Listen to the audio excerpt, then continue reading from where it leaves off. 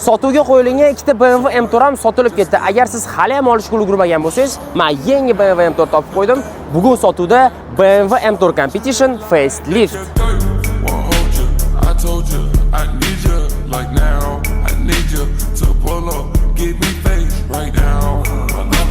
Mashina buyurtma asosida o'zini yurtida aynan Germaniyadan olib kelingan. Probegiga keladigan bo'lsa, endigina 6000 km masofani bosib o'tdi. Bu mashina restyling qilinmagan, bu zavodskoy restyling, ya'ni facelift. Bunga 4 ta yangi Kovanli Boston diskalar taqilgan. Qo'shimchasiga bunga klassik karbondan obves ham taqilgan. Bunga qo'yilgan radiator reshotkasi mashinaga yanada ham did berib turibdi. Tez orada bunga karbonoviy kapot va karbonoviy spoiler keladi. Agar mashinani olsanglar, ular ham sizlarga qo'shib beriladi.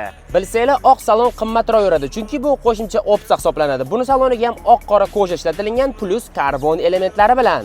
Mashinani kuzovi $2500 ga broni plyonka qilingan. Ana endi buni texnik